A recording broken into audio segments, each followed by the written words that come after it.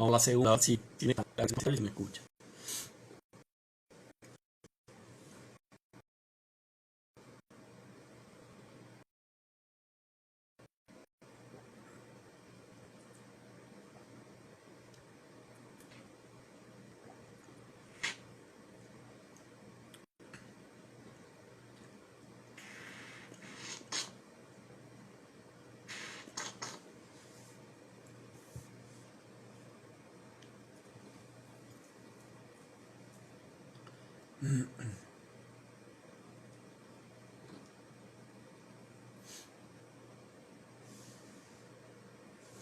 Nada, no se escucha nada.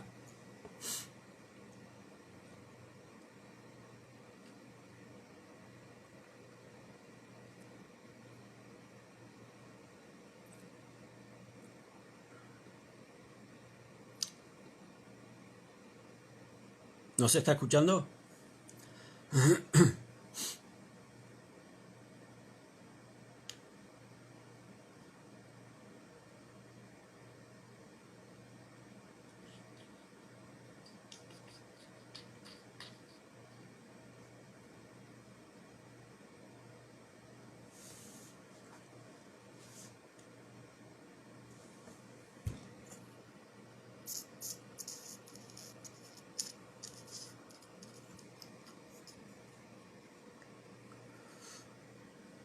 ¿Se está escuchando algo?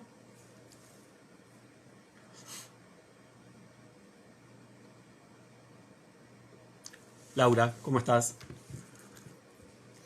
¿Qué pasó, Ger?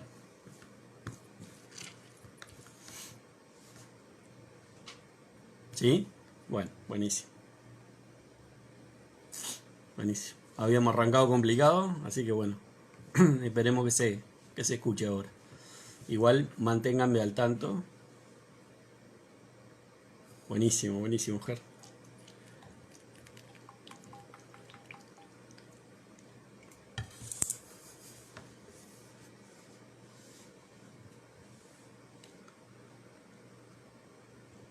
Bueno, por el momento estamos escuchando bien, entonces, ¿arrancamos? ¿Sí? Bueno, vamos arriba. La pregunta venía por el lado de qué pasaba en esos casos en los cuales yo tengo un deseo y se me establecen contradicciones. ¿Bien?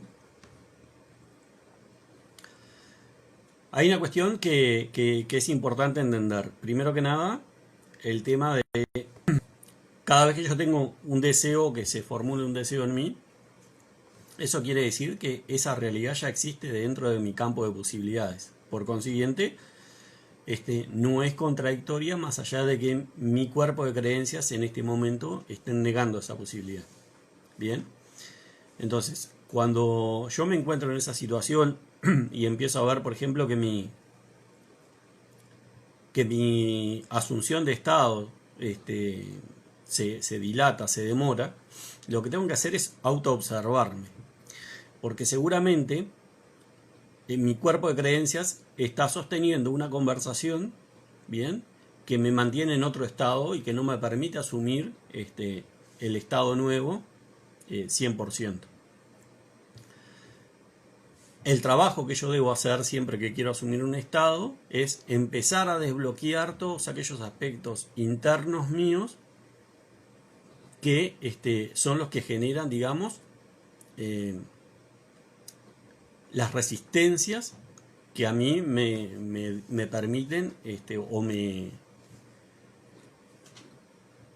impiden, digamos, manifestar o mantenerme en el estado.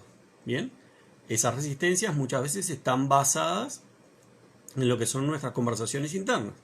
Nuestras conversaciones internas a su vez están apoyadas en nuestro nivel de creencias, en nuestro cuerpo de creencias.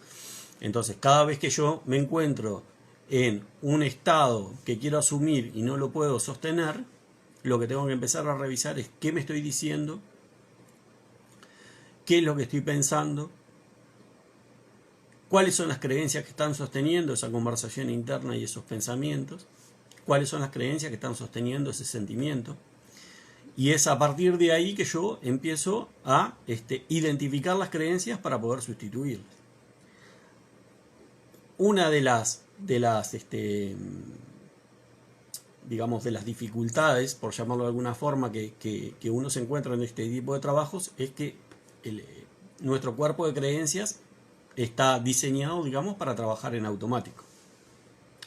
Por consiguiente, si uno no le expresa, si uno no le genera una atención voluntaria, una atención deliberada, uno no las identifica, porque son parte de nuestros hábitos, ¿no? O sea, el hábito muchas veces nosotros lo tomamos como una, como digamos, en la parte más simplista, ¿no? En lo que es el reflejo de una acción, ¿no? Pero nosotros tenemos conductas habituales de pensamiento, conductas habituales de sentimiento, o sea, tenemos hábitos que van por el pensamiento, que van por la conversación y que van por el sentir.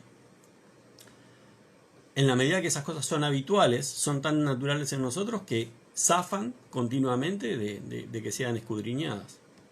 No hay en ningún momento una instancia en la cual nosotros generemos un cuestionamiento sobre por qué pensamos como pensamos, por qué creemos lo que creemos o por qué sentimos lo que sentimos.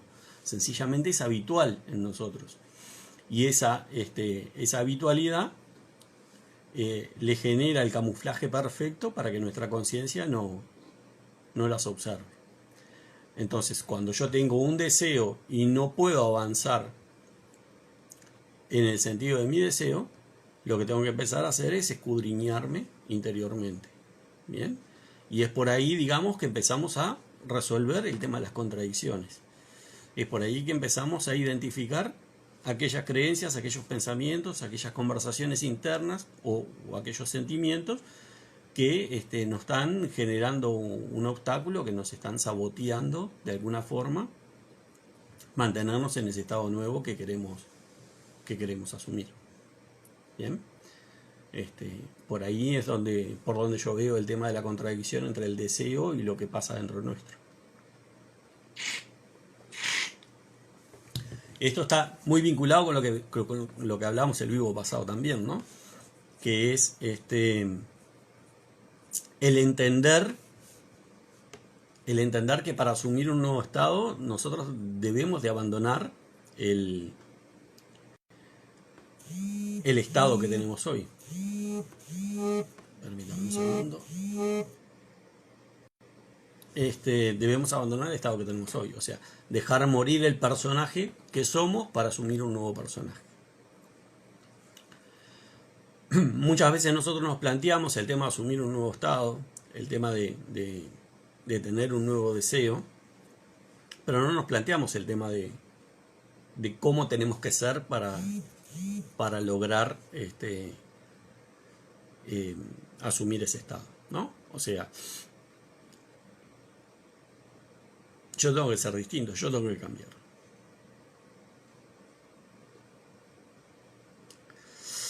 Bueno, asumir un nuevo estado me pone acá Viví. Háganme acordar que tengo que leer las preguntas porque si no yo leo y contesto y después no se entiende. Asumir un nuevo estado, dice, ¿es negar las creencias del otro? Puede ser negarlas o puede ser profundizarlas. Va a depender de si las creencias que vos tenés vienen a favor de ese estado nuevo que querés asumir o no. Bien. Siempre las creencias nos tienen que ser funcionales, ¿no? O sea, no hay creencias que sean buenas o malas. El tema es que las creencias cumplen un papel que en general es protegernos de lo que el subconsciente cataloga como peligros, y son funcionales en determinado momento de nuestra vida. El gran tema es que al no tener, digamos, esa revisión consciente o al no poder escudriñarlas, no tienen nunca un cuestionamiento. Por consiguiente, en el momento que dejan de tener funcionalidad para nuestra vida, por ejemplo, porque cambiamos de estado de conciencia, no se desactiva, quedan ahí. Entonces, lo que en algún momento para nosotros significó una herramienta que nos impulsó y nos permitió la consolidación de un estado de conciencia, hoy en este nuevo estado de conciencia se convierte en un lastre. Entonces nos empieza a limitar, nos empieza a sabotear. ¿Bien? Entonces, el gran tema ahí es que en la medida que nuestro cuerpo de creencias siempre está trabajando en automático, nosotros no tenemos control sobre eso. En la medida que nosotros tenemos una vida en la cual nuestra atención está siempre volcada hacia afuera, o casi siempre volcada hacia afuera y poco hacia adentro, nosotros no tenemos control sobre eso. De hecho, muchas veces no somos ni conscientes de las creencias que tenemos, ¿no? Salvo puntualmente en determinadas situaciones en donde se encuentra te encontrás con un episodio que te empieza a hacer ruido, que te genera un conflicto, y ahí te pones a analizar y a mirar hacia adentro y descubrís la creencia, venías funcionando con esa creencia en automático sin que fuera una cosa consciente para vos. Belén pregunta, dice, ¿cómo cambias creencias? Con afirmaciones, por ejemplo. La creencia, partamos de la definición de que la creencia es nada más que un pensamiento que nosotros hemos sostenido durante un determinado tiempo y al cual le damos la validez de verdad. ¿Bien? Por consiguiente, al ser un pensamiento, la creencia funciona igual que cualquier otro pensamiento que nosotros tenemos. La diferencia está en la permanencia en el tiempo. La permanencia en el tiempo que hace que fisiológicamente nosotros, con esa creencia, generemos una sinapsis que está fortalecida por su uso. Y al estar integrada como una verdad dentro de nuestro campo de conciencia, ¿no? Es lo que Neville decía, somos conscientes de ser. Por consiguiente, se expulsa en forma automática. ¿Bien?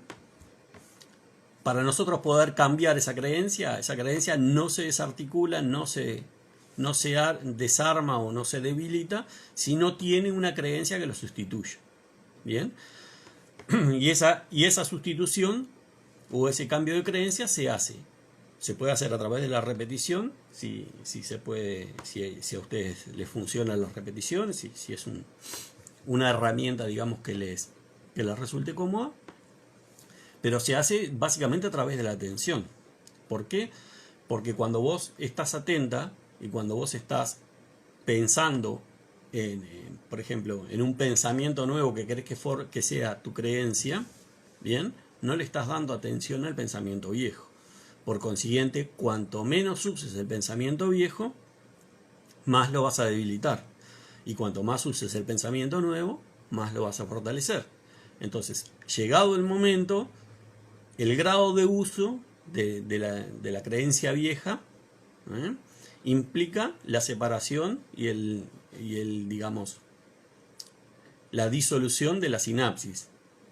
O sea que las neuronas que se disparaban juntas se empiezan a desconectar y ya dejan de dispararse. Y las nuevas, a las que vos le estás dando atención y que vos estás manteniendo como una prioridad, son las que se empiezan a fortalecer y son las que empiezan a operar. ¿Bien? Entonces, el cerebro tiene esa herramienta fantástica que es la neuroplasticidad, que nos da la posibilidad de descartar algunas sinapsis y formar otras, ¿no? Y con eso nosotros generamos el cambio de creencias. Esa es una cosa interesantísima, pero que parte, digamos, de la perseverancia y de la atención que nosotros le pongamos a la nueva creencia, ¿no? Vivi preguntaba si el subconsciente se imprime por repetición, y sí, se imprime por repetición. Se imprime por repetición y por sentimiento, ¿no? O sea, una de las cosas que nos planteaba Neville es Diana, ¿cómo estás? Una de las cosas que nos planteaba Neville era el tema del sentir, ¿no? Decía, sentir es el secreto. ¿Por qué sentir es el secreto? Porque es una vía mucho más directa de impresión del subconsciente que el solo pensamiento absolutamente despegado del sentir, ¿no? Una de las de los consensos, digamos, que hay sobre impresión del subconsciente es, por ejemplo, cuando vos tenés un choque emocional, ¿no? Que es el camino menos deseado. Pero bueno, sabemos que el subconsciente imprime e integra cuando hay un choque emocional lo suficientemente significativo para el individuo. A través de la repetición y a través del ejercicio consciente, vos también haces eso, ¿no? Cuando vos deliberadamente empezás a asumir y a elegir que hay determinadas creencias que ya no querés más y que las vas a sustituir por otras, vos empezás a trabajar directamente con la neuroplasticidad, con esa herramienta fabulosa que te da el cerebro. ¿Ah? El tema es que eso conlleva, digamos, disciplina y persistencia. Bien, es posible y es necesario, porque una de las cosas que nosotros debemos entender es que así como este camino es un camino de expansión de conciencia y nuestra conciencia está en un proceso de cambio permanente, nuestro paquete de creencias deben de acompasar ese cambio permanente, ¿eh? A riesgo, digamos, de que se conviertan en un elemento que sabotee nuestro proceso de manifestación o que impliquen, digamos, un retraso en nuestro trabajo interior. ¿Bien?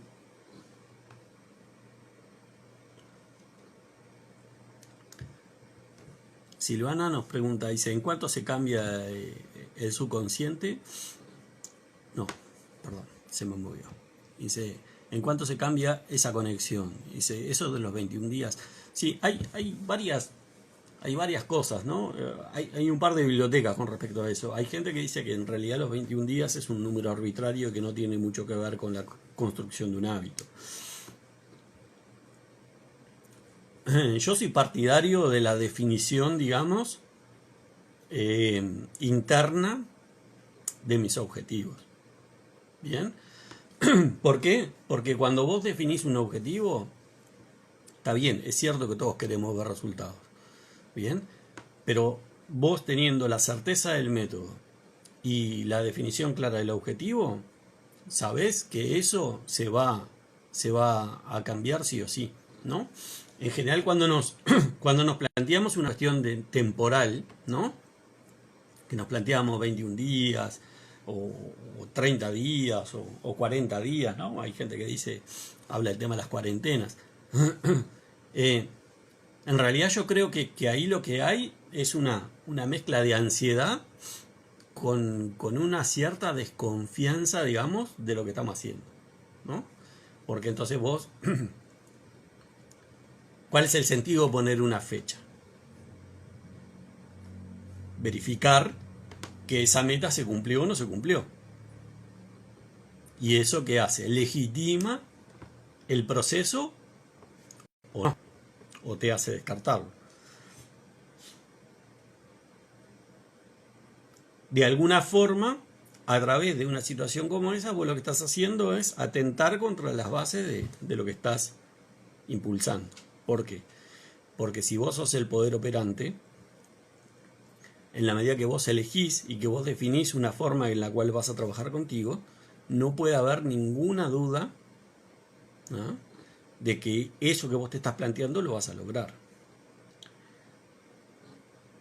Así como alguien me puede decir, bueno, pero si a los 21 días no lo lograste o no imprimiste el subconsciente, capaz que no puedas. Bueno, esa es una variable, la variable temporal es una. Yo puedo decir, no lo lograste porque la intensidad con la que trabajaste sobre ese deseo no es la suficiente. Entonces ahí me llevaría a replantearme si lo que estoy, el origen, digamos, del deseo, ¿no? ¿Por qué estoy queriendo cambiar el subconsciente? ¿Cuál es realmente el pensamiento atrás del pensamiento o el deseo atrás del deseo? Yo creo que si vos te planteás honestamente cambiar tu cuerpo de creencias, lo vas a lograr, independientemente de la fecha. Independientemente de la fecha. Porque, bueno, y creo aparte que no es estandarizado, ¿no? O sea, no es una cuestión que vos puedas decir, bueno, yo tengo una recetita que a los 35 días todo el mundo cambia. No, yo creo que va mucho en la idiosincrasia de cada uno, va mucho en el deseo. Hay cosas, hay cosas que me parece que incluso están respaldadas por otras creencias, ¿no? Por ejemplo, hay gente a la cual se le da muy fácil, por ejemplo, cambiar una creencia sobre cuánto pueden ganar en un trabajo nuevo. ¿Por qué? Porque el área del dinero nunca les resultó un problema. Entonces, esas personas parten, digamos, de una base en la cual el área del dinero o el área en la cual quieren cambiar una creencia nunca fue un área dificultosa. Por consiguiente, ya tienen un camino andado que para mucha otra gente puede ser una experiencia muy distinta. Entonces, es muy necesario conocerse, es muy necesario tener bien claro cuál es el cuerpo de creencias, ¿no? No solo de las que vamos a modificar, sino el cuerpo de las creencias madres, ¿no? Vos querés cambiar una creencia y venís con un cuerpo de creencias que te dice que cambiar es difícil, que las creencias como están anidadas en el subconsciente, es una cosa que no es fácil, que te lleva tiempo, que es complicado. Bueno, tu trabajo o los resultados de tu trabajo van a responder a esas creencias madre. Bien, siempre hay, digamos, una creencia madre que está en lo que nosotros nos estamos diciendo, ¿no? Con respecto a lo que podemos hacer o lo que no podemos hacer. Y eso determina muchas veces la rapidez y la calidad de los resultados que nosotros obtengamos, ¿no? Por eso es importante el tema de la conversación interna y por eso es importante cuando nosotros nos enfrentamos a un desafío que puede ser un cambio, un proceso de cambio, empezar a ver qué es lo que estamos pensando y cuestionar de dónde viene eso. ¿Por qué pienso eso? ¿Cómo construí eso? ¿De dónde lo saqué? ¿Eso viene de mis padres, de mi casa? Para darme cuenta en realidad si lo que estoy pensando, y no es un tema acá de meternos en el transgeneracional, ¿no? Sino es darme cuenta de que de repente estoy operando con cosas que no son mías, que no pertenecen a mi realidad y que en realidad me están deteniendo injustificadamente. ¿Bien? Cuando yo podría partir de otros postulados y por consiguiente generar un ritmo distinto en lo que son mis procesos de cambio.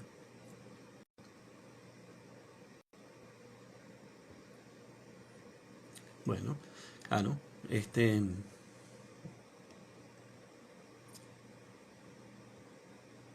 ya él dice, yo pienso que dice que es un proceso. Dice, por ejemplo, antes creía en un Dios fuera de mí, ahora creo en un Dios dentro de mí. Claro, ese proceso también lo acompañaste con un cambio de conciencia. Cuando vos cambias tu estado de conciencia, amplias, digamos, las perspectivas, ¿no? O sea, nuestro nivel de creencias o nuestro cuerpo de creencias implican también un nivel de percepción. Cuando vos tenés determinado cuerpo de creencias, tenés una percepción limitada, digamos, acotada a ese cuerpo de creencias. Porque en definitiva, los cuerpos de creencias están para ser corroborados, ¿no? El subconsciente lo único que hace es darnos experiencias que corroboren que eso es así. Y ese cuerpo de creencias siempre está vinculado a la función de protegernos.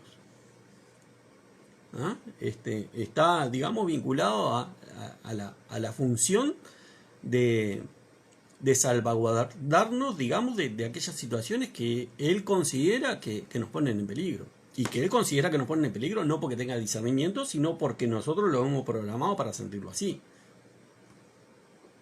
¿Bien? Entonces, en la medida que nosotros no cuestionamos esa estructura de creencias que está funcionando permanentemente y que se expulsa permanentemente en forma automática, es que nosotros vivimos absolutamente inconscientes, ¿no? Intentando lograr resultados afuera que están condicionados por un adentro. Pero nosotros seguimos mirando para afuera y seguimos trabajando en el afuera. ¿Bien? Por eso es importante, digamos, los procesos de atención y es importante entender cómo funciona nuestra cabecita y en qué se está apoyando para funcionar así. No es solo ver el resultado afuera, o es decir, trabajar, digamos, conceptos abstractos, como decir, uy, yo tengo que trabajar el autoconcepto, tengo que trabajar mi amor propio, tengo que trabajar el sentirme reconocido, valorado. Bueno, pero ¿y eso cómo se opera dentro tuyo eso? En el titular estamos todos de acuerdo y está bárbaro, se siente y se ve bonito. Ahora, en la interna, ¿qué pasa con eso? Es ahí donde nosotros tenemos que empezar a descubrir lo que realmente pasa, no lo que nos dice la mente que pasa. ¿No? Porque la mente en general no va a decir, no, está todo bien conmigo, yo me recontra quiero. ¿Cómo que no? Tengo ganas de comer algo dulce, voy y me compro un bomboncito. Me recontra amo. No, pero no es eso. No es eso. ¿No? Hay otros reflejos de la realidad que me están diciendo que yo no me quiero. Entonces, si yo estoy pensando que yo me quiero y la realidad me está demostrando que yo no me quiero, alguien está mintiendo, ¿no? Y en general es la mente que nos dice, no, está todo bien, dale, dale, dale, ¿no? En general hay un nivel de relacionamiento conmigo mismo que es mucho más sutil y que no siempre trabaja, digamos, en un nivel de aceptación. Entonces, le genero a los demás papeles pedorro para que vengan a decir, mirá que está pasando esto. ¿Bien? A ver que tenemos preguntillas.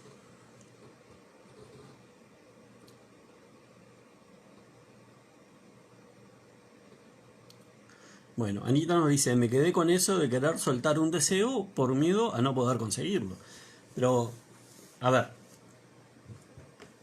Anita, lo primero, el deseo existe porque está dentro de tu campo de posibilidades. O sea, ya es una realidad dentro de tu campo de posibilidades.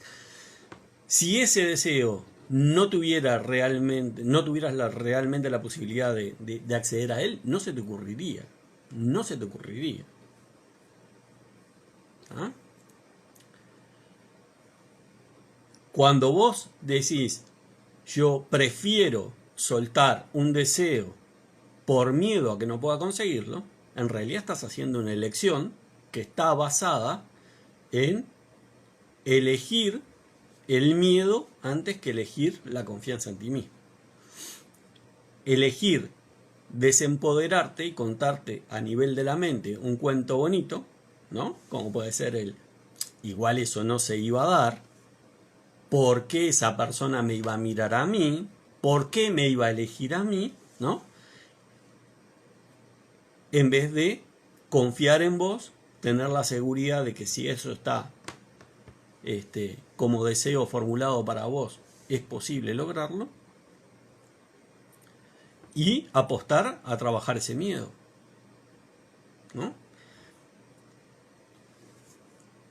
Todas estas situaciones que se nos presentan, tanto aquellas expulsiones en las cuales hacemos que la gente de repente venga a decirnos cosas que no nos gustan, o en la cual tenemos deseos y empezamos a de alguna manera desconfiar o dudar de que lo podamos lograr, son todas formas de entender, ¿bien?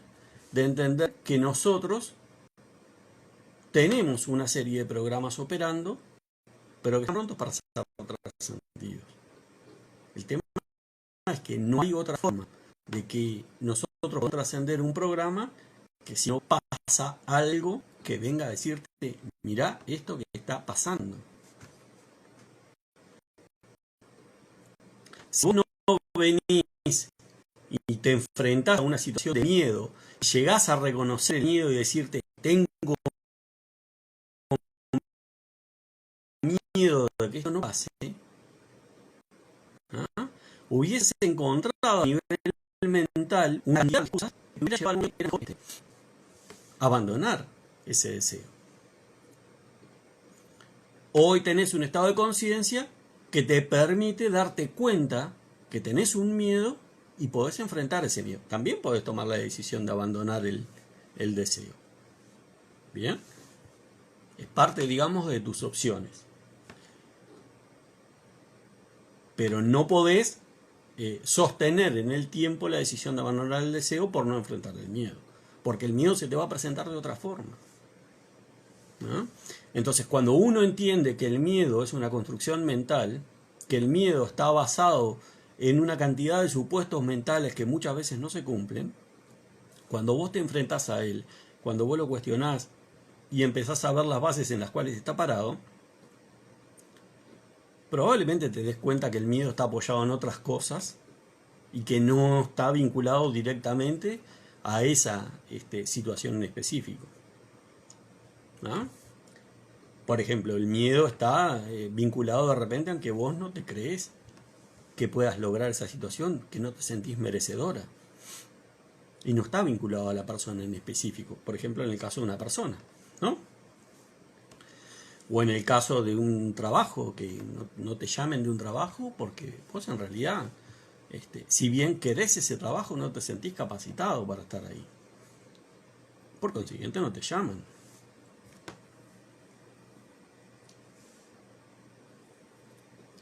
El gran tema está, cuando vos te das cuenta que hay un miedo atrás, es cuestionarlo, que es la única forma de enfrentarlo. ¿Bien? Porque los miedos en general tienen una base absolutamente irreal. Tienen una base que es construcción de la mente.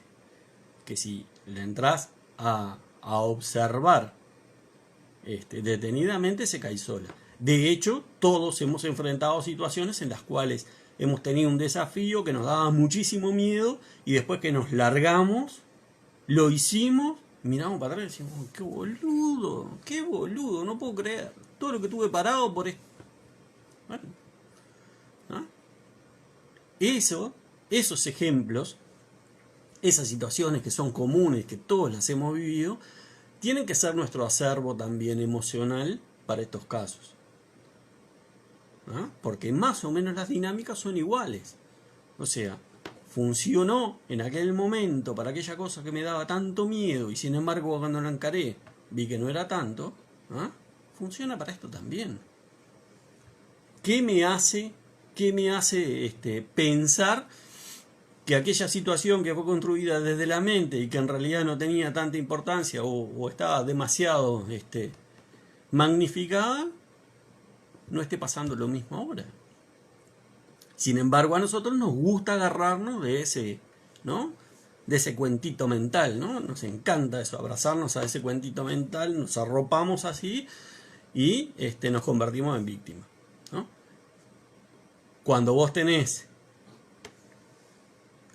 claro cómo funcionás, empezás a desmontar uno a uno esas situaciones. Porque ya sabes cómo reaccionar, ¿no?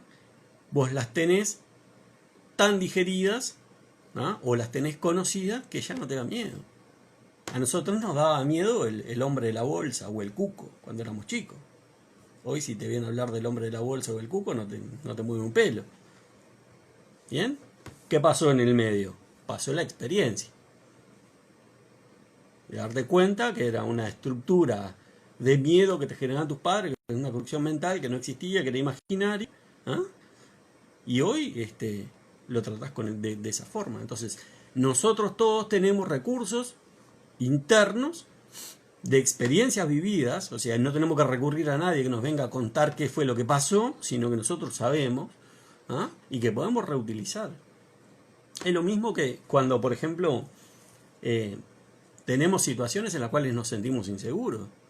Hay áreas de nuestra vida en las cuales nosotros tenemos un dominio total, tenemos una certeza absoluta, nos manejamos con una seguridad brutal. Entonces, ¿por qué no trasladar esa acumulación, digamos, que tenemos en cuanto a esa certeza y trasladarla a otra área? Empezar a utilizar los recursos internos que tenemos. Para eso tenemos que conocernos, para eso tenemos que estar en contacto con nosotros. ¿Bien? Dejar de estar desconectados y empezar a conectarnos un poquito más. Es ahí donde empezamos a hacer la diferencia.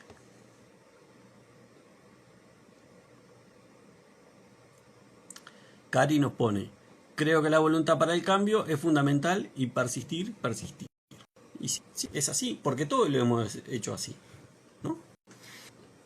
El ejemplo más bonito que nosotros tenemos, que todos hemos atravesado, el ejemplo más bonito que tenemos de persistencia es cuando aprendimos a caminar, ¿no? En ningún momento, más allá de que la primera vez nos hayamos sentado de culo, se nos ocurrió no estoy diseñado para caminar. No, no. Lo seguimos intentando. Seguimos practicando hasta que tuvimos la suficiente habilidad. Pasa lo mismo con el tema de las bicicletas, ¿no? Uno se monta arriba de una bicicleta, practica y se da contra el piso, hasta que llega un momento que desarrolla la suficiente habilidad para mantenerse en equilibrio. Y por cualquier razón que sea, vos dejás de andar en bicicleta y a los 20 años te subís a una bicicleta nueva, ya sabes cómo hacerlo. Nadie tiene que venir a enseñarte, no tiene que tomar ningún curso, nada. Ya lo tenés integrado, ¿no? Muchas de las cosas que nosotros necesitamos también están en esa condición, latentes adentro nuestro, son parte de nuestra sabiduría interna. Lo que pasa es que la mente nos hace el cuentito, ¿no? Es difícil porque es un lugar donde nunca fuimos, un lugar donde no miramos en general, andás a ver qué hay ahí adentro. Entonces ahí le metemos tiempo y le metemos técnicas y buscamos libros y buscamos información, ¿no? La complicamos. ¿Por qué? Porque estamos desconectados de nosotros. Cuando vos empezás a hacer ese camino hacia adentro y empezás a conectar con esa sabiduría y te entras a dar cuenta que muchas de las cosas que te dicen que tenés que hacer son cosas que vos hacés, ¿no? Y uno en general, capaz que de repente es la parte más fácil, pero cuando uno se da cuenta de los procesos negativos de manifestación, entra a ver y dice, sí, ya, yo hice todo eso. Todo eso lo hice, pero en contra, ¿no? Es ahí donde nosotros nos damos cuenta que toda esa sabiduría está dentro nuestro. Todas esas prácticas están dentro nuestro. Nosotros tenemos cada uno bien claro cuáles son las formas. Lo que pasa es que, bueno, esas formas han trabajado durante muchísimo tiempo en forma automática. Han sido expulsadas en forma automática, sin conciencia. Por consiguiente, lo que tenemos que hacer es mirar hacia adentro y empezar a reconocerlas. Y decir, mira, sí, esto funciona así. Es así. A partir de que empezás a reconocerlas, a partir de que te das cuenta cómo funciona, es que empezás a desarrollar la atención sobre tu día a día. Porque ahí empezás a ver si hay algo que se expulsa que no responde, digamos, a lo que vos sabés cómo tiene que funcionar, ya decís, acá me estoy yendo por otro lado. Pero la atención tiene que estar basada en eso, en reconocer cuáles son las cosas que funcionan para nosotros, en reconocer cuáles son las prácticas que son amigables con nosotros, que son amables para nosotros. Si no, ¿a qué le pones atención? Le vas a poner atención a lo habitual. Le vas a poner atención a lo que se expulsa automáticamente, ¿no? Y ahí viene la mente nuevamente a decirte, pero si toda la vida lo hicimos así. Bueno, ese es el facilismo con el cual nosotros nos contentamos y no cuestionamos nuestras creencias. ¿Y por qué lo hacemos así? ¿No? El viejo, que me lo recordaba el otro día una amiga, el viejo, la vieja anécdota del pescado que le cortaban la cabeza y le cortaban la cola, ¿no? Y fueron de generación en generación para averiguar por qué se hacía así el pescado, y resultaba que la bisabuela o la tatarabuela, lo que sucedía era que tenía un sartén muy chico y no entraba la cola y la cabeza, ¿no? Entonces, ese es un buen ejemplo, digamos, de cómo funcionan las creencias. Hacemos una cantidad de cosas que las hacemos porque siempre las hicimos así. No nos cuestionamos. En la medida que nosotros nos empezamos a cuestionar, es que nosotros empezamos a entender de dónde viene eso y si eso no es funcional o no. Y no es ni bueno ni malo, tiene que ser funcional, nos tiene que servir, tiene que ser una herramienta para nosotros.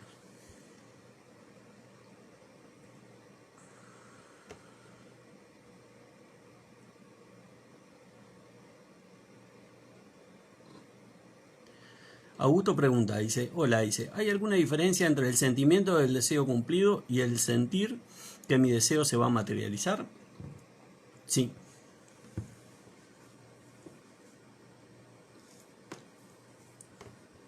Yo te devolvería, que es de muy mala educación, pero te devolvería la respuesta con otra pregunta. ¿Hay alguna diferencia para vos entre saber que estás en pareja y el pensar que en algún momento vas a estar en pareja?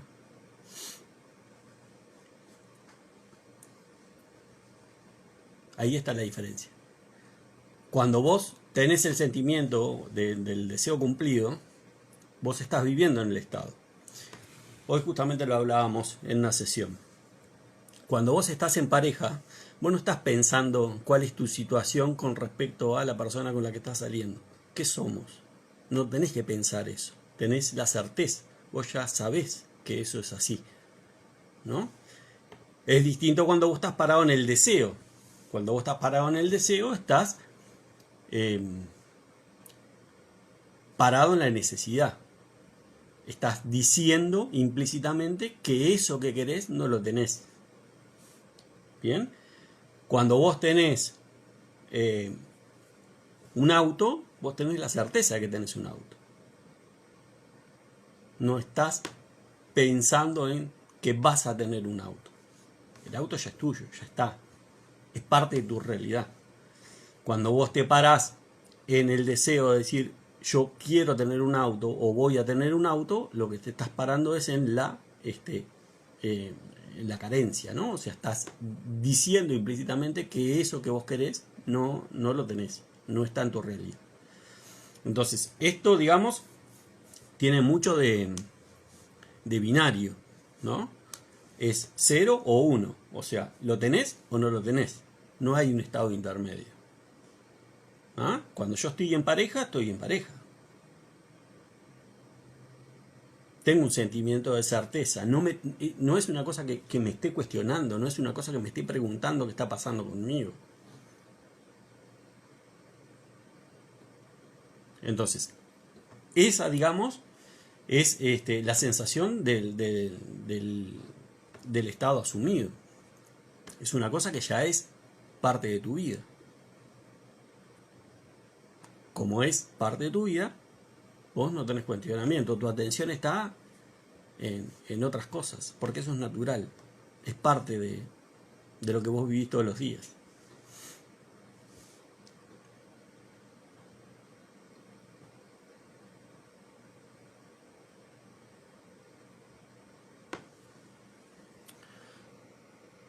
Dice Vivi. Entonces, en realidad no es necesario que ese deseo venga o se manifieste porque ya te puedes sentir y puedes pensar como si ya lo tuvieras. Es que ese es el secreto. Ese es el secreto.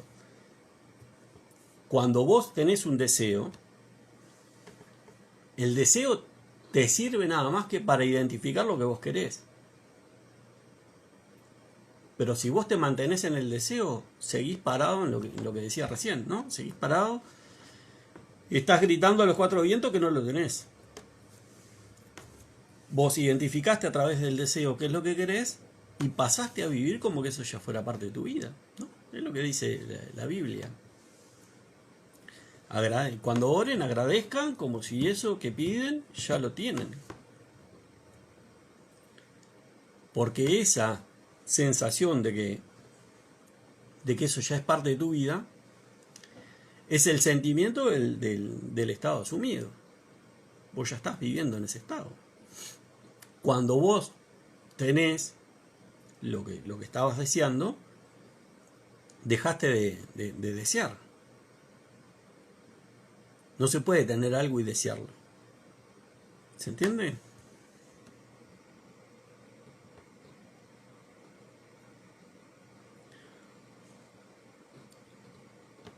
Pac nos dice, esto justo lo dice lo que se me olvida. Solo al visualizar me veo en mi deseo cumplido. Pero al salir de allí solo siento que vibro con eso que deseo y nada más.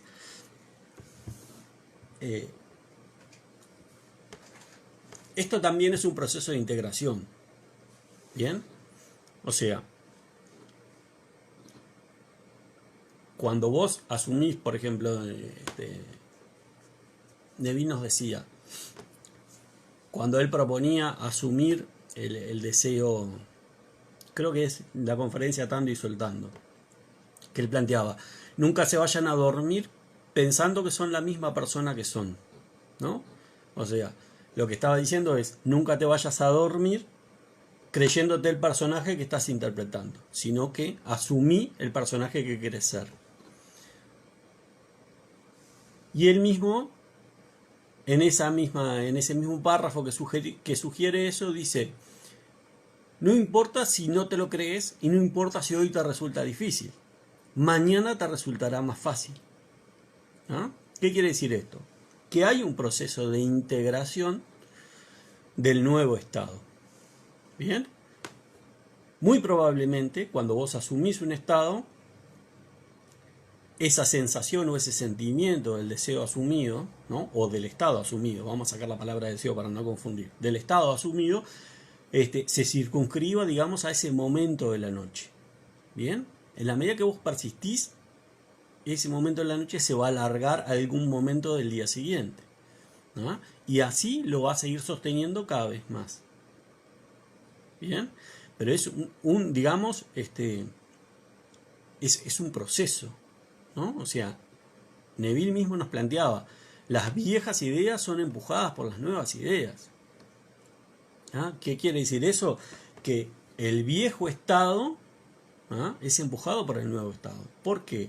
Porque cuando vos estás asumiendo un estado, lo que estás haciendo es construyendo un nuevo hábito. ¿Ah? A veces capaz que nos confundimos, capaz que es más fácil pensarlo, digamos, por el término de los hábitos, ¿no?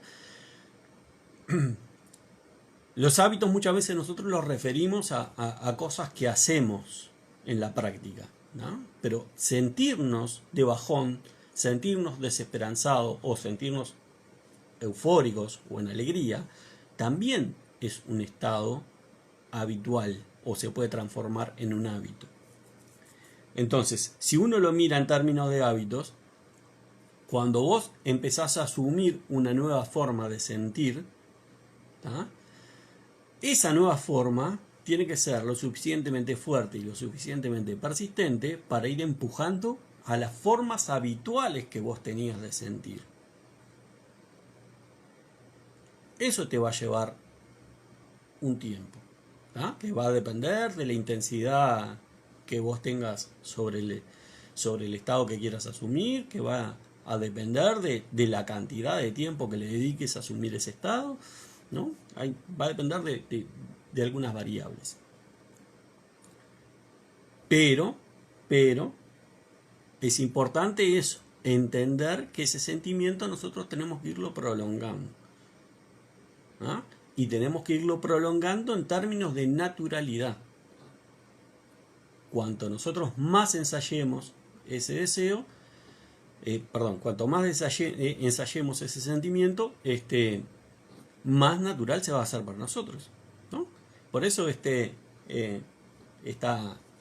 esa frase que dice, fínjalo hasta que sea realidad. ¿Por qué?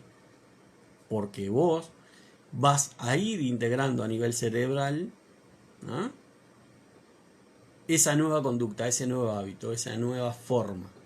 Por consiguiente te la vas creyendo. Y por consiguiente el cerebro, como no tiene la capacidad de discernir si eso está pasando o no está pasando, empieza a prepararse para manifestar esa realidad. Es así, es sencillo. El gran tema es que nosotros actuamos en lo que dice Joe Dispenza desde la lógica de la mecánica cuántica.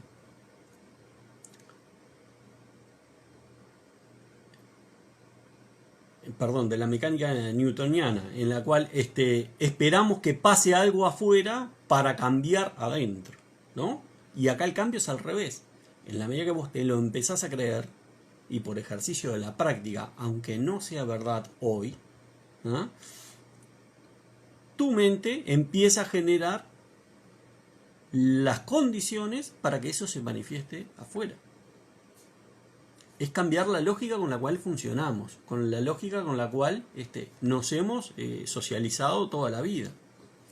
Es entender que lo que pasa adentro es mucho más importante. ¿Por qué? Porque el afuera refleja lo que pasa adentro. Entonces yo no tengo otra opción para modificar el afuera que modificar el adentro primero. ¿Bien?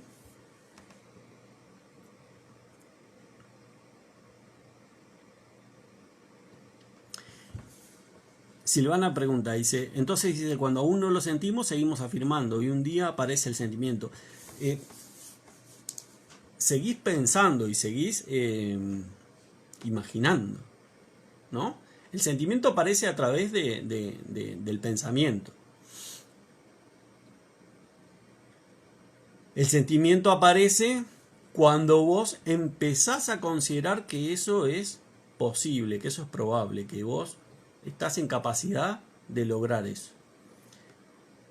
Y ese pensamiento o esa valoración de que es posible empieza a aparecer también en la medida que vos frecuentás esos pensamientos y jugás con ellos. Porque te vas entusiasmando. Le vas generando un nivel de entusiasmo y de intensidad que te va diciendo que vos podés hacer eso. ¿No? Que es parte también de muchas veces lo que nos dicen, cuando tengas un proyecto no lo comentes. ¿Por qué? Porque todas tus dudas van a ser expulsadas y reflejadas en otras personas que van a venir a decirte, no, pero ¿por qué vas a hacer eso vos y nadie más lo ha hecho? ¿No? Y a todos nos ha pasado, ¿no? Que viene gente que te viene a bajar todo el ímpetu y todo el entusiasmo que traían. Entonces, cada vez que vos empezás a trabajar una idea, lo que haces es un proceso de energización de esa idea, ¿no? Y te empezás a entusiasmar y empezás a generar en tu cabeza el convencimiento de que lo puedes hacer. Tu cerebro empieza a trabajar, a buscar formas de cómo llevarlo adelante. Por eso es importante, digamos, entender que los sentimientos se disparan a través de pensamientos. Bien, y por eso es importante que nosotros tengamos un control de la conversación interna y un control de la dieta mental.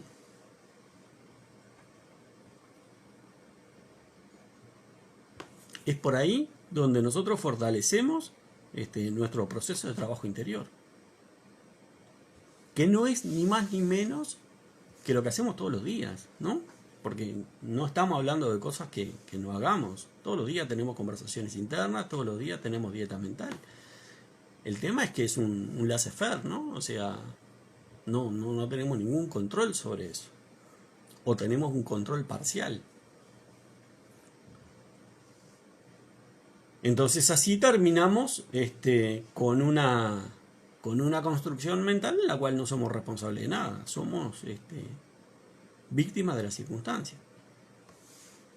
Ahora, si nosotros entramos a darnos cuenta que nuestras conversaciones mentales, todas o casi todas, se reflejan en nuestro exterior, ¿no?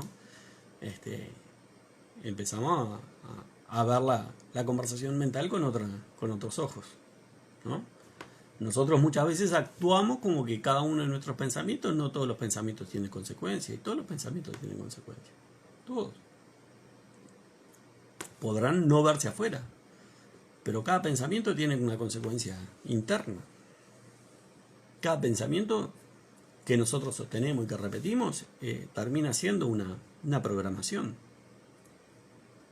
Nosotros estamos continuamente programando, ¿no? Por eso hay que tener mucho cuidado incluso de cómo nos hablamos en lo más cotidiano, ¿no? Porque muchas veces nosotros tenemos esa liviandad de decir, me equivoqué, qué tarado soy, y creo que no va a pasar nada. Lo que pasa es que yo soy consciente de lo que dije hoy, ahora, en este momento, qué tarado soy. No soy consciente de las 825.324 veces que lo dije anteriormente. Por consiguiente, el que tarado soy ya ha hecho un surco en mi cerebro y hoy es parte de mi autoconcepto. ¿Y qué pasa? La vida no, mi subconsciente me pone circunstancias para que yo rectifique mis creencias, que soy un tarado.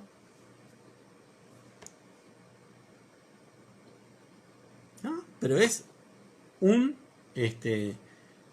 un proceso de programación permanente, sutil, inidentificable. Porque yo soy consciente de lo que está pasando ahora. Pero ¿y el acumulado? ¿Quién lo paga? Lo pagamos nosotros. Siempre lo pagamos nosotros. ¿No? Es la cucharadita de helado cuando estamos a dieta, ¿no? Vas a la decir una cucharadita nomás. Sí, una cucharadita, pero se acabó el kilo. ¿Y qué pasó? ¿Y quién se comió el resto del kilo? La cucharadita, te comiste el kilo. Esos son los procesos de programación que nosotros entendemos en forma permanente y que son tan sutiles y tan despreciados por nosotros que terminan operando grandes cambios y nosotros no nos damos cuenta.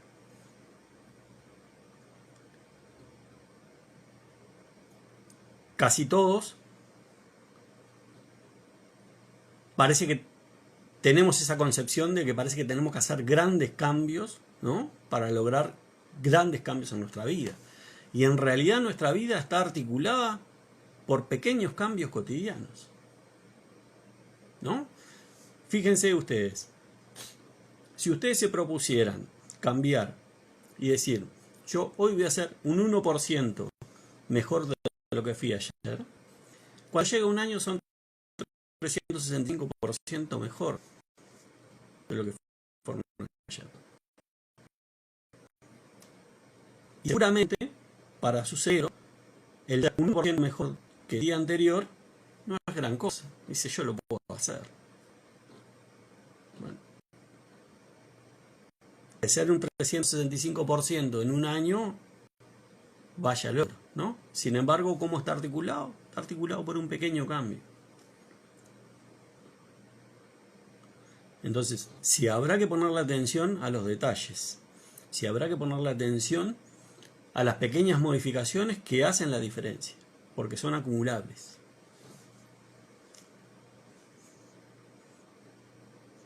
A veces se nos va demasiado la cabeza en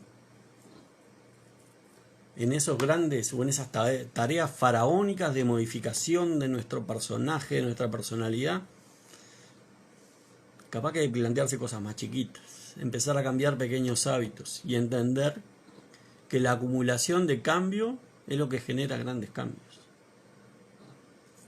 Dejar de ahogarnos, dejar de tiranizarnos con esas exigencias de generar cambios absolutamente radicales de la noche a la mañana y empezar a ponernos en primer lugar operando esos pequeños cambios, porque nos vamos a sentir mejor en el hoy, en el mañana, en el pasado y vamos a empezar a ver resultados. Esa puede ser una buena estrategia de cambio. Esa puede ser una buena estrategia de trabajo interno. Entender que no necesariamente tenemos que dar vuelta a todo de un día para otro, sino empezar a generar cambios que nos permitan sentirnos bien con nosotros. ¿Bien? El cumplir metas, el alcanzar objetivos nos genera un refuerzo de la autoestima, un refuerzo del autoconcepto, una mejor valoración de nosotros mismos. Y es un acumulado. Es un acumulado. Nosotros muchas veces nos sentimos decepcionados porque queremos cambiar en un mes, en 30 días, en 50 días, en 6 meses, lo que hace 10 años que venimos programando. Y no conciencia de esa dimensión. Entonces agarramos y decimos, no, yo no sirvo para esto. La ley no funciona. Es difícil.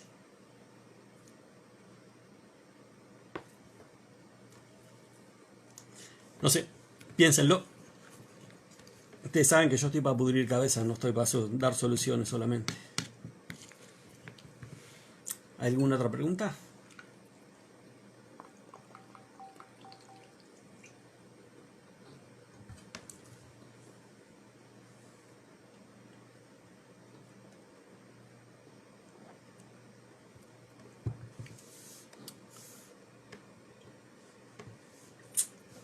Claro que funciona la ley. Siempre está funcionando la ley. Ese es el tema. El tema es exactamente ese. Bueno, lo que pasa es que la duda sobre la ley, en realidad, lo que viene a hacer es reflejar la falta de confianza que nosotros tenemos en nosotros mismos. Cuando nosotros dudamos sobre la ley,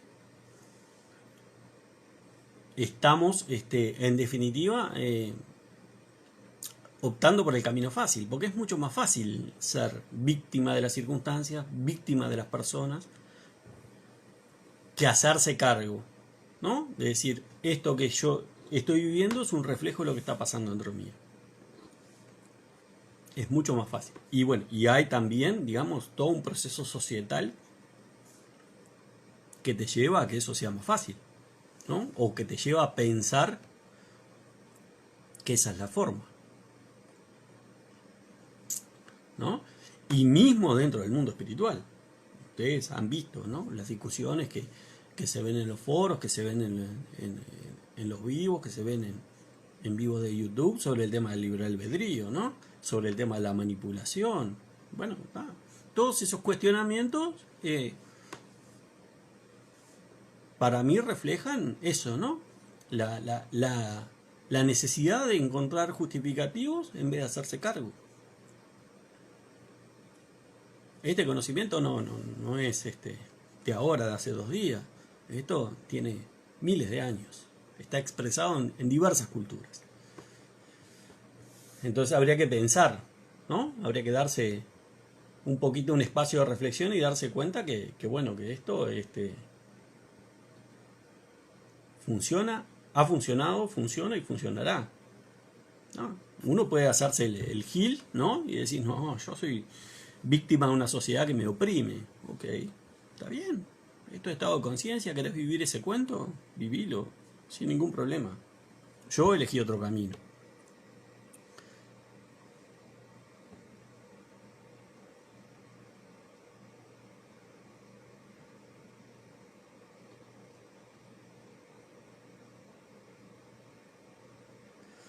A ver, dice, hace poco vi que uno no debe poner en un pedestal nuestras asunciones. ¿Puedes regalarme tu opinión?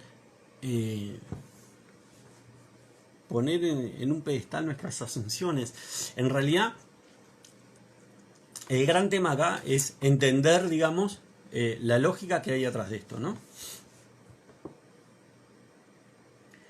Una cosa es que vos digas, yo voy a mejorar, o voy a crecer, o voy a modificar mi autoconcepto, o voy a trabajar en mí para poder conquistar al rubio pintón de ojos celeste, ¿no? Y ese es mi objetivo y pongo mi ser a trabajar en base a eso, ¿no? Y otra cosa es que vos digas, yo voy a trabajar en mí porque cuanto mejor sea yo, mejor va a ser la plataforma con la cual yo voy a tener una calidad de vida del carajo. Y dentro de esa calidad de vida seguramente esté el rubio pintón de ojos celeste. ¿Se entiende? Pero ahí no estoy poniendo el deseo, digamos, como la zanahoria para caminar, sino que la zanahoria soy yo. Yo quiero mejorar para tener una mejor vida. Obviamente, si yo mejoro, todo mi entorno va a reflejar esa mejora.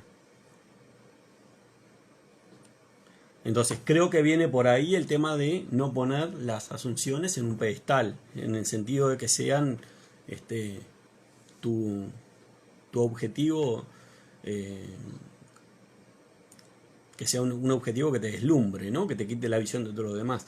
Lo único importante sos vos. Lo único importante sos vos. Eso es así. Es la única persona con la que vas a vivir hasta el resto de tus días, sos vos. Y te vas a dar cuenta que el estado de conciencia que tenés hoy te hace parecer o te hace ver como fantástico algunos deseos, y el día de mañana vos mejoraste, evolucionaste, cambiaste el estado de conciencia, trabajaste en vos y esos deseos ya dejaron de tener importancia para vos. y empiezan a ver otro horizonte de deseos que responden a tu estado de conciencia y que te parecen mucho más fascinantes. Entonces, acá con lo que hay que fascinarse y con lo que hay que encandilarse es con el camino, no con el horizonte de deseos. En la medida que vos te moves, el horizonte también se mueve. Por consiguiente, en la medida que vos tenés un proceso expansivo de conciencia, hay un proceso expansivo del horizonte de deseos. Por eso me parece importante el tema de no encandilarse, digamos, con los deseos, y sí entender que el trabajo siempre está en la mejora continua de uno. Eso es así. Es la mejora, el proceso de mejora continua de uno es el trabajo a seguir. Cuanto vos más afianzado tengas tu ser y más en armonía lo tengas con lo que vos querés ser en la vida o lo que querés representar como papel, más fácil te va a hacer conseguir los deseos. Me parece así. A ver, Silvano dice, cuando ya no estamos todo el día pensando y afirmando por el deseo, ¿qué pasa? Dice, por ejemplo, ya no afirmamos, ya no afirmamos para manifestar pareja. En ese caso, ¿el deseo queda frenado o eso sería lo que llaman soltar? Bueno, acá volvemos a una parte de la cual veníamos hablando hace un ratito, ¿no?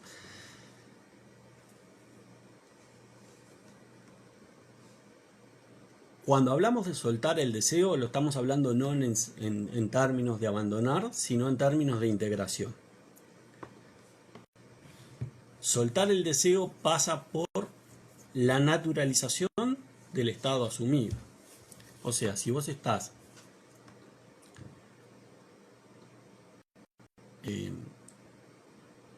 manifestando, asumiendo el estado de estar en pareja, soltar es justamente eso, sentir que estás en pareja. Vos estás integrando la sensación de que estás en pareja. ¿Ah? Y ahí entra lo que decía Neville, o lo que le decía Abdullah a Neville, ¿no? En el famoso, tú estás en Barbados. Cuando estás en un proceso así y tenés una realidad tan contrastante, digamos, que te muestra que no estás en pareja, lo que tenés que hacer es cerrar los sentidos a la realidad y empezar a cultivar esa sensación adentro tuyo. Porque si no, necesariamente, si vos te rendís a la información que te brindan los sentidos, necesariamente estás en la ausencia de la pareja. ¿Por qué? Porque todos tus sentidos te están informando que vos no estás en pareja.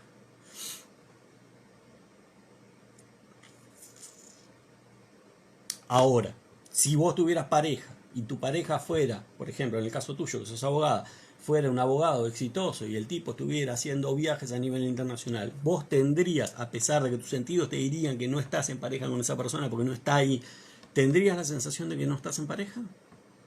No la tendrías. ¿Ah? Entonces, nosotros tenemos que hacer una ponderación de cuál es la importancia que le damos a la información que genera nuestros sentidos. Y ahí entra el tema de la dieta mental. Si yo estoy realizando un proceso de asumir un estado de algo que es muy contrastante con mi vida, ¿no? Como por ejemplo esta situación, yo no le tengo que dar pelota a los sentidos. Yo tengo que desarrollar, ¿no?, el sentimiento de que yo estoy en pareja y cultivar ese sentimiento dentro mío. Y si viene mi amiga o si viene mi compañera de trabajo y me dice, no, porque vos estás sola, porque no, yo reescribo todo eso en mi cabeza y me afianzo y me atrinchero en ese sentimiento, porque es la única forma en la cual yo voy a construir esa realidad de estar en pareja con alguien. Si no, yo estoy asumiendo un ratito de que estoy en pareja y estoy viviendo, eso sí, una fantasía, porque son 5 minutos, y después le doy pelota a mis sentidos, que me dicen, no, no estás en pareja. Viene el sábado, otra vez un sábado, sola. Bueno, yo le doy pelota a los sentidos, vivo en una tibieza. ¿Se entiende? Entonces yo me tengo que atrincherar en esa sensación, cultivar esa sensación, construir desde mi interior esa sensación. Y esa sensación, y con la certeza de que esa sensación se va a manifestar, que esa sensación se está estructurando en los mundos invisibles para hacerse realidad. Porque si no, yo lo que estoy manifestando es eso, la ausencia. ¿Bien? Lo que estoy haciendo es construyendo desde mi sentimiento, porque incluso el sentimiento que construyo está alimentado por los sentidos de que estoy sola. ¿Y qué me pasa? La realidad me demuestra que estoy sola.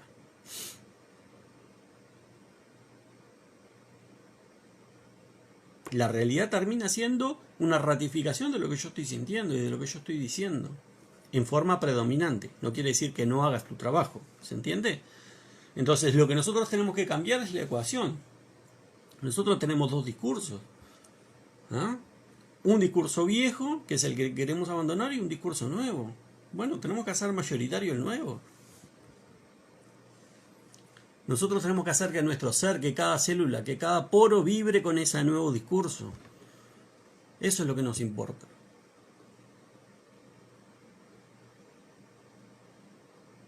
¿Qué me importa lo que me digan mis sentidos? No. Yo, con mi historia.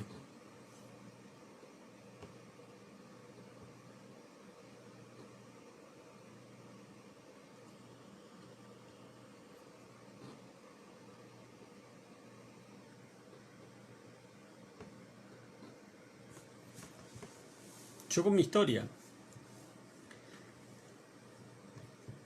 Mi realidad se ha construido en base a lo que yo me vengo contando, en base a la historia que yo vengo generando dentro mío. No salió de un agujero negro. No se abrió un portal y se me depositó una realidad sin saber de dónde viene. No, es una construcción que he venido haciendo.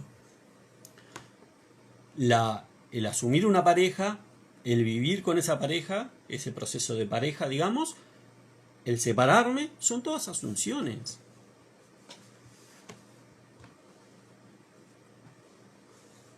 En distintos momentos hemos cambiado nuestro estado de conciencia, hemos cambiado nuestra conversación interna y hemos manifestado distintos estados. Pero lo hemos manifestado en base a eso, en base a repetirnos una historia, en base a contarnos predominantemente una línea de narrativa.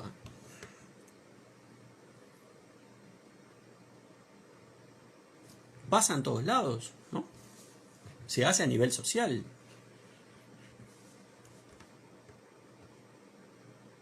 La historia es una manifestación. ¿Por qué? Porque es una línea narrativa.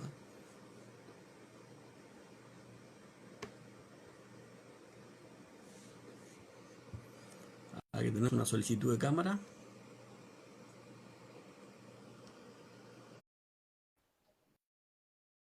Entonces, hay que entender que las narrativas construyen realidades. Y lo que pasa dentro de nuestro, con nuestra conversación interna, no es más que una narrativa, es una historia que nosotros nos contamos. Y que la repetición, el sostener esa narrativa dentro de nosotros, la termina construyendo como una verdad.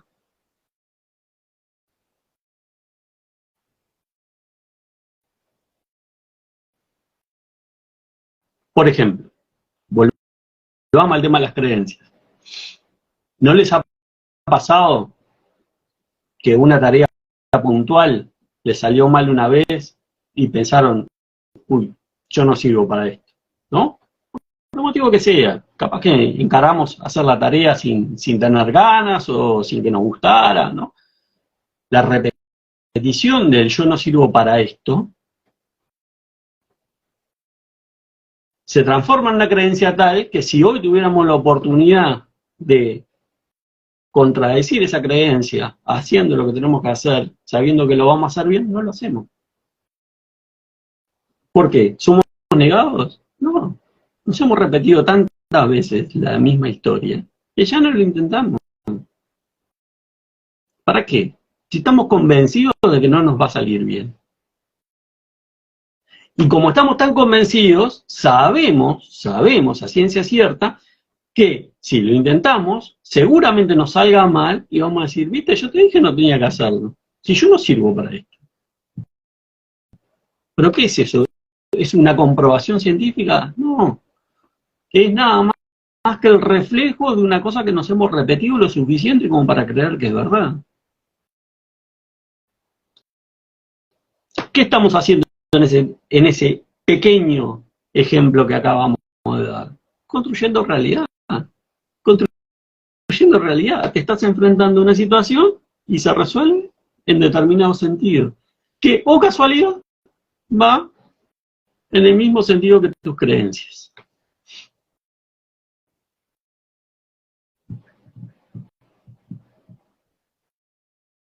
Esa es la historia. No hay otra. La construcción que nosotros hacemos de nuestra realidad está apoyada en lo que nosotros nos estamos diciendo constantemente. Es el cuento que nos estamos contando permanentemente. Claro, es un cuento que es sutil y que pasa muchas veces el filtro de la conciencia. No nos damos cuenta que estamos hablándonos permanentemente. No nos damos cuenta ni de la forma en la que nos estamos hablando.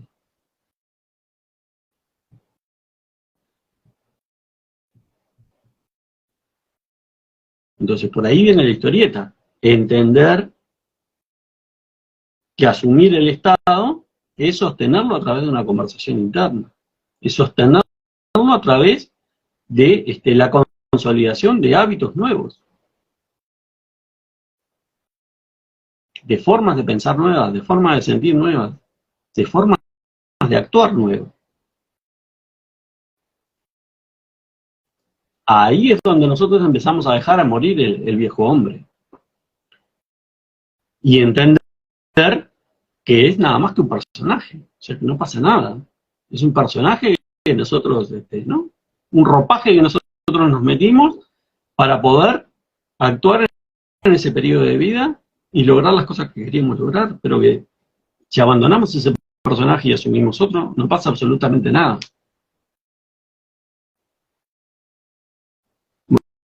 Bueno, ¿viste? Acá tenemos un ejemplo. Dice, yo empecé a hablarme tan bonito y mi vida cambió del cielo a la tierra.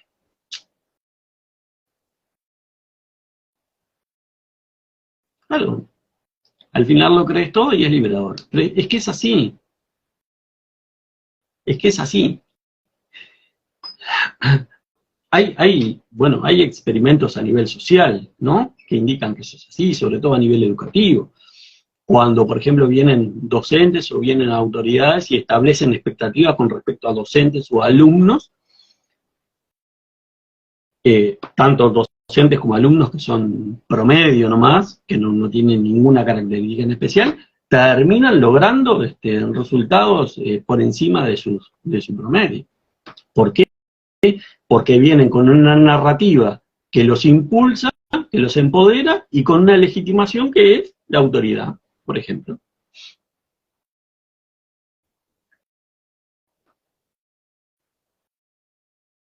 ¿Qué es lo que está funcionando ahí?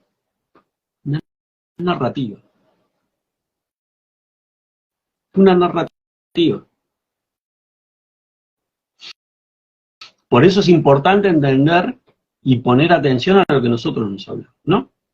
Cuando hoy hablábamos del tema de ponernos atención y fijar cómo nos relacionamos con nosotros, ¿no? Yo no me puedo estar poniendo como prioridad, no puedo estar aceptándome, amándome y dándome en la vida experiencias de miedo. Es incompatible. Algo está fallando.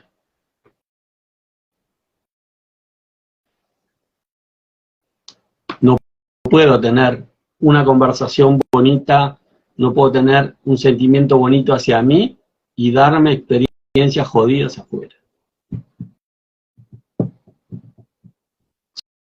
Si yo parto de la base de lo que yo vivo afuera es un reflejo de lo que vivo adentro, ¿pasa algo? No pasa nada. No pasa nada. Lo que pasa es que hay que ser honesto con uno mismo, ¿no? Es un grado de honestidad absolutamente cruda. De ver para afuera y decir, esto que está pasando no me está gustando, entonces yo no me estoy tratando tan bien, no me estoy poniendo como prioridad. Y vengo y corrijo, no pasa nada.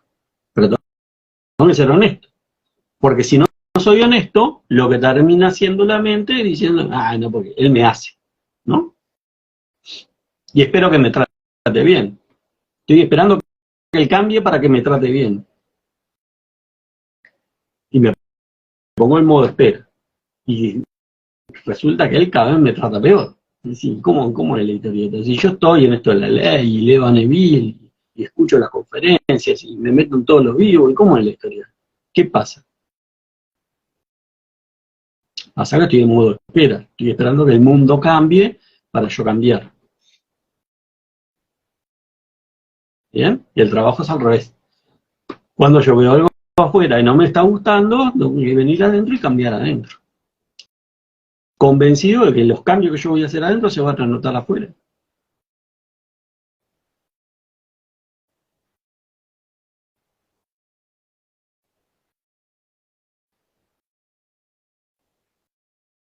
No tiene mucha ciencia. Tiene más que nada disciplina y honestidad con uno mismo. A veces parece que uno es raro el ser humano, ¿no? Porque uno muchas veces está dispuesto a bardearse en público y no está dispuesto a ser riguroso en privado, ¿no? Uno reconoce públicamente, qué pelotudo que soy, qué nabo, qué idiota, ¿no? Y después en privado no nos cuesta reconocer cuando no estamos siendo honestos, cuando no estamos viendo lo que tenemos que ver, o cuando estamos asignándole otros nombres a lo que estamos viendo, ¿no? Y estamos vistiendo con otras ropas una cosa que se cae en maduro que no es como la estamos vistiendo. Pero bueno, es parte de nuestra naturaleza aparentemente. ¿Tenemos alguna preguntita más?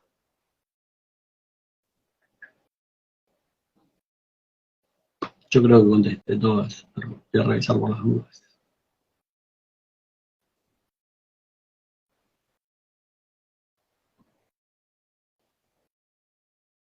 Sí, tengo todas contestadas. Estoy prolijito en mis deberes.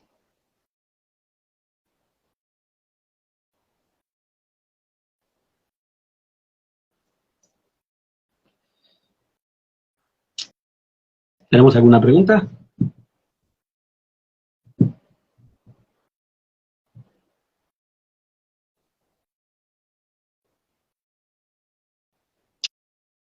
Hay un buen esquema. Gracias, Coca. Hay un buen esquema para tener en cuenta cómo debemos de funcionar, porque es un esquema muy simple, pero es un esquema que es una buena guía, ¿no? Que es la trilogía ser, hacer y tener.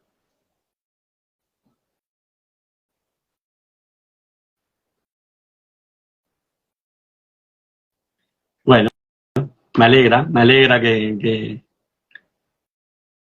que se contesten antes de que puedas preguntar.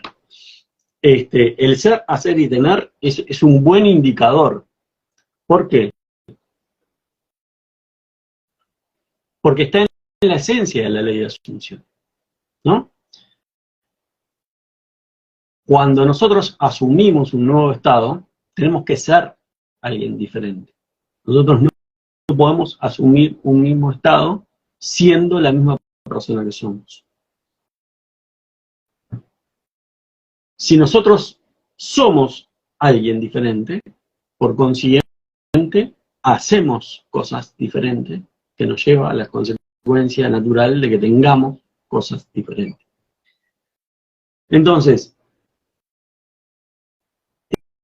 es una linda trilogía que nos sirve, digamos, para centrarnos, ¿no? Cuando nosotros tenemos un proceso que no estamos viendo nuestra manifestación o que no nos sentimos en el estado asumido, es una buena cosa preguntarnos, ¿estoy siendo lo que necesito ser para lograr ese estado? ¿Estoy haciendo lo que ese nuevo ser debería de hacer para lograr lo que quiero lograr? Hay veces que necesitamos pequeños anclajes para darnos cuenta en qué situación estamos, dónde estamos parados. Y ese me parece que es un lindo elemento para centrarnos, para rápidamente darnos cuenta si estamos apostando realmente por lo que tenemos que apostar, ¿no? Muchas veces queremos asumir estados sin cambiar nada de nosotros. ¿Cómo se va a lograr eso? No lo sabemos. Es imposible, es imposible. Tenemos que cambiar nuestra naturaleza, nuestro personaje, para poder lograr un estado nuevo.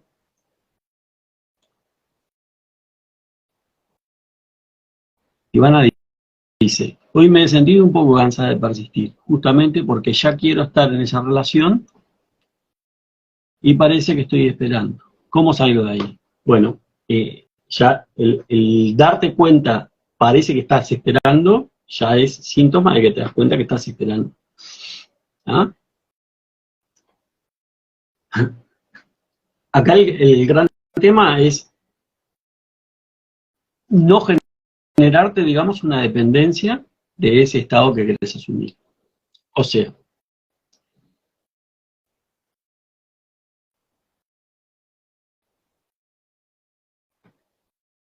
vos tenés una vida antes de tener pareja. Y esto me refiero, digamos, al estado de ánimo. Hay una cantidad de condicionantes cuando uno no está en pareja que repercuten en uno, pero que son construcciones mentales. ¿A qué voy? Que hubo momentos en los cuales nosotros estuvimos solos o solas, y en cambio la vida era feliz y estabas abierta a las oportunidades y vivías con esa expectativa de ver qué se presentaba o qué sucedía. ¿Bien? A veces cuando uno está en estos procesos de manifestación, queda como atado, queda como dependiente a la presencia o no presencia de esa persona. En realidad, ahí lo que estamos haciendo es poniendo nuestra energía, digamos, en ese estado. Cuando vos quedás en ese régimen de dependencia, lo que generás es un condicionamiento a tu sentir interno, a tu sentir general, con respecto a esa situación. Necesariamente, ¿no?, en forma implícita, estás denunciando la ausencia de eso. Estás denunciando que tu concepción está haciendo en este momento que no sos el poder operante, que esa persona tiene el poder de ponerte bien o ponerte mal. Si está, estás contenta; si no está, te pesa, te rompe las pelotas, si estás triste. ¿Se entiende? Entonces, la lógica de trabajo acá es siempre sobre uno. Por eso Neville nos decía, la gente cree que las circunstancias generan el estado de ánimo, más yo le digo que son los estados de ánimo los que generan las circunstancias. ¿Bien? Muchas veces cuando estos procesos de asunción se nos vuelven pesados emocionalmente, es porque nosotros estamos peleando con nuestras resistencias. Porque nosotros en realidad lo que estamos haciendo es generarnos ese desgaste emocional en sostener una cosa que no estamos creyendo que podamos lograr.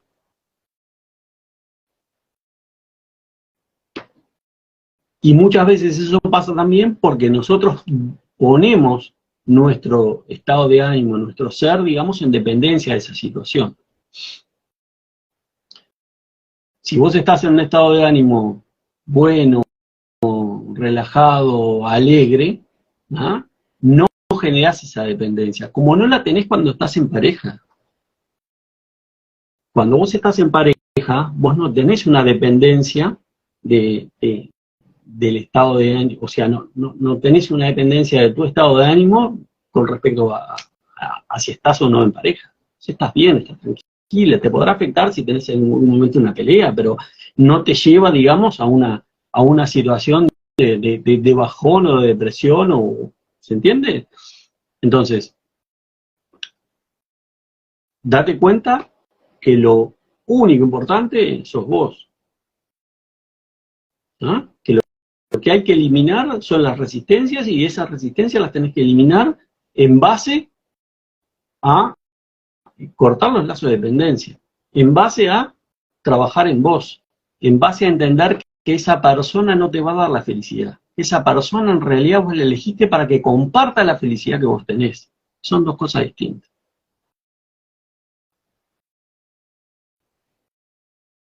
¿Bien? Y no te pongas en modo espera. Salí de ese modo. El modo espera denuncia que no está.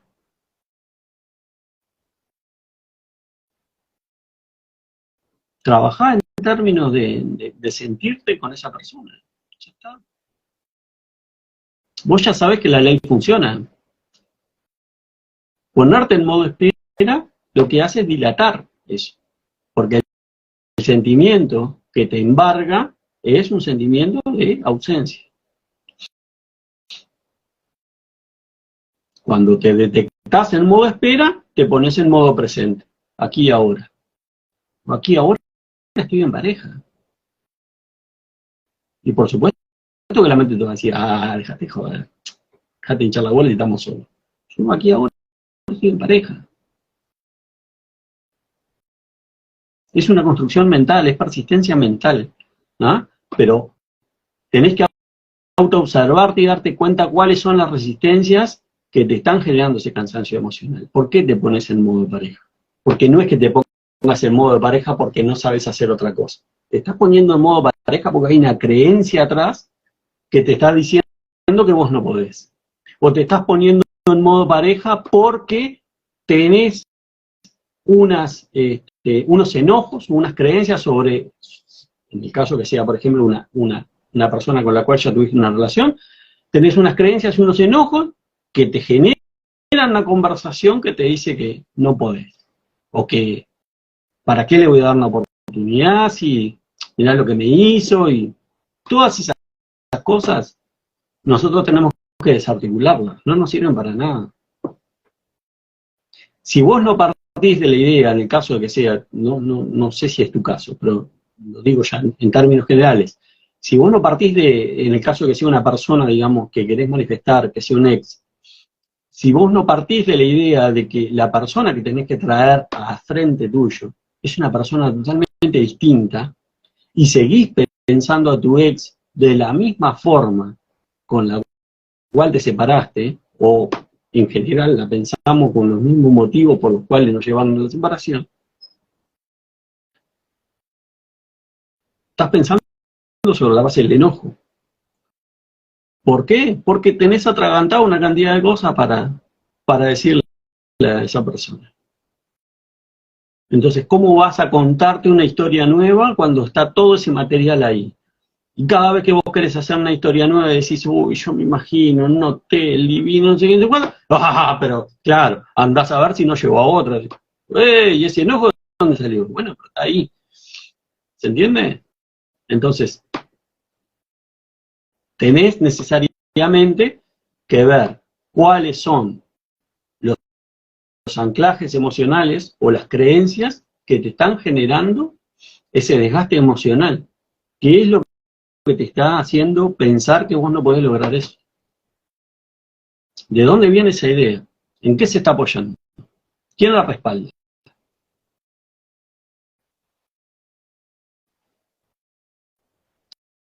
Ojo, capaz que podés empezar a hacer ese escrutinio y te das cuenta que en realidad es una construcción mental, que no hay ningún respaldo, que no hay una creencia, que nada más combinación del cansancio cotidiano con esos procesos mentales que a veces no vienen. Y ahí corregís y seguís. Pero no te dejes abatir.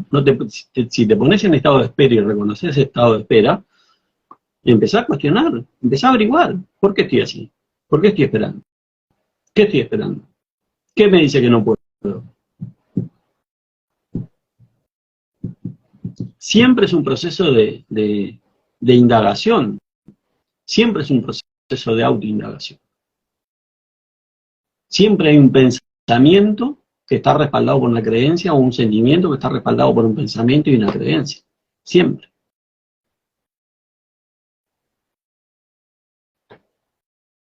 El camino para desaparecer una deuda sería la revisión o sintiéndome millonaria. ¿Qué me recomiendas? El camino para desaparecer una deuda es sencillamente el sentimiento y el pensamiento de que esa deuda está cancelada.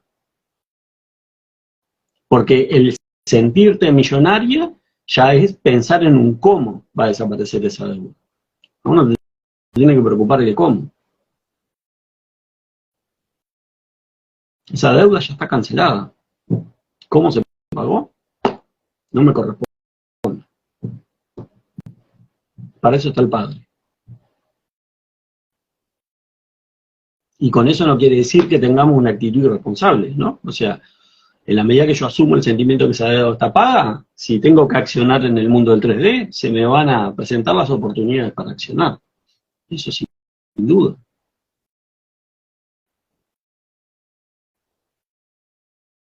Eso sin duda. Y a veces se presentan situaciones que uno dice, wow, esto es mágico. Y sí, funciona así. Funciona así. El gran tema es que uno se ciña a lo que se tiene que ceñir, ¿no? Porque si vos tenés que asumir un estado y te empezás a meter en el cómo, bueno, el Padre se corre. Dice, bueno, ¿querés solucionarlo? Vos solucionalo. Y ahí terminamos, ¿no? Ahí terminamos en un berenjenal pidiendo ayuda, vociferando que no servimos para esto, que la ley no funciona. El gran tema es no meternos en el cómo. Es más o menos, por poner un ejemplo, lo mismo que te sucede cuando viajás en auto de noche, ¿no? Vos viajás en auto de noche y vas con las luces, ¿ah? Y vos no ves toda la ruta, vos vas viendo lo que la luz te va alumbrando, pero no tenés la duda de decir, uy, capaz que en el kilómetro que viene hay un barranco y me caigo, o me hago pelota porque hay un agujero. No, progresás, tenés la certeza que el camino está ahí. Así que confías. Es eso, simplemente eso. Confiar en lo que estás haciendo. Confiar en que si tu deseo se presentó es porque lo podés cumplir, lo podés llevar adelante. Confiar en que si se te presenta un problema, se te presenta un desafío, es porque lo podés trascender.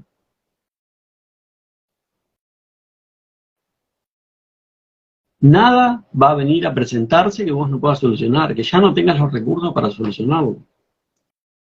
El gran tema es ese, ¿no? Es la famosa parábola de Daniel, ¿no? Cuando estiraba el foso de los leones. Daniel, cuando lo tiene al foso de los leones, se da vuelta y le da la espalda a los leones, ¿no? Que en ese caso viene a representar los problemas. Y pone su mirada en Dios, confía. Si nosotros nos dedicamos a mirar los problemas o los desafíos que se nos presentan, ¿ah? Quedamos hipnotizados por eso.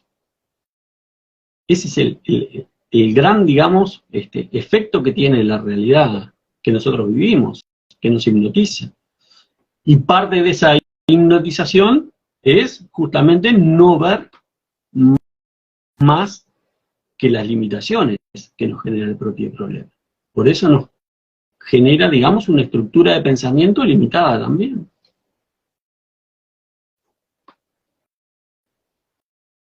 Ahora, si nosotros entendemos que no nos tenemos que meter en el cómo, si nosotros entendemos que a partir de las herramientas que tenemos y nuestros recursos internos, cualquier realidad es posible de ser modificada, no nos queda más que operar y confiar. Y la confianza y la fe es un tema absolutamente de ejercicio.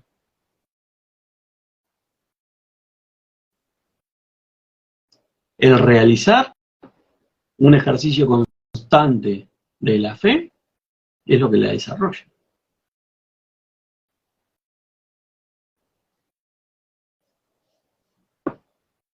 Así que bueno, viene por ahí. No sé si les quedó claro, si tienen alguna pregunta más.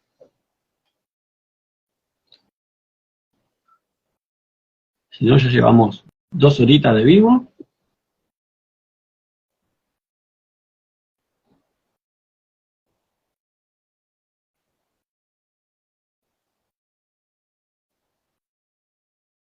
¿Alguna otra preguntilla? Bueno, vamos hasta el jueves que viene.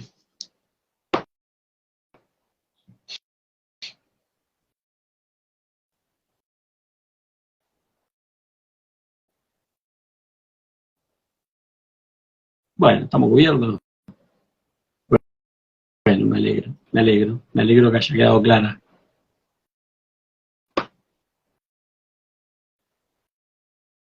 Bueno, muy bien, entonces, gente, nos estamos viendo el jueves que viene, nos encontramos a la misma hora más o menos, y bueno, ya saben que si en algún momento tienen alguna duda, me pueden consultar vía WhatsApp o vía mensaje directo, sin drama, ¿sí?